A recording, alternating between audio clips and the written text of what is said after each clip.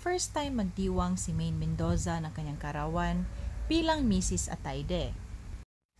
Una ay sinorpresa siya ng kanyang actor-politician na asawa na si Arjo Atayde sa kalagitnaan ng programa ng Eat Bulaga. Nag-intimate dinner naman ang mga Mendozas at Atayde sa isang restaurant. Isang bonggang selebrasyon naman ang naganap sa isang high-end club kung saan ang mga katrabaho niya sa Eat Bulaga, mga malalapit na kaibigan at kapamilya ay nagtipon-tipon upang ipagdiwang ang kanyang 29th birthday. Suot ng TV host actress ang isang Chanel mini dress na nagkakahalaga umano ng higit kumulang 100,000 piso.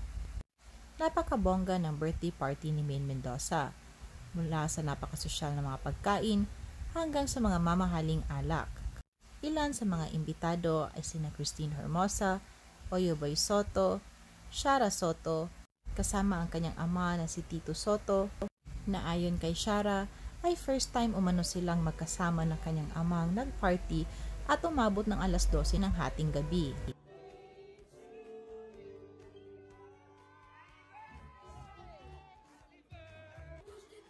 Nagbahagi naman si Maine Mendoza sa kanyang Instagram ng ilan sa mga snapshots ng party na may caption na Forever 29.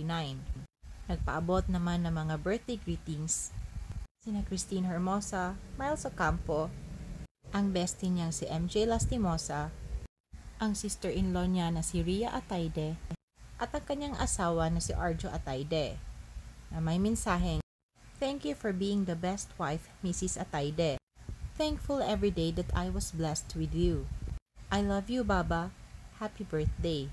Sinagot naman ni Maine Mendoza ng "Thank you, Baba. I love you so much." Naging busy ang pamilya Atayde sa iba't ibang kaganapan sa buwan ng Marso. Una ay ang birthday ni Maine Mendoza at sumunod naman ang kasal ni Rhea Atayde. Kaya pagkatapos ng mga selebrasyon ay pumunta ang pamilya Atayde sa Balisin Island para sa kanilang Holy Week break. Ibinahagi naman ni Maine ang mga snapshots niyang nakasuot two-piece white beach attire. Bumiyahe din ang mag-asawa sa ibang bansa para i-celebrate ang month-long celebration ng birthday ni Maine Mendoza.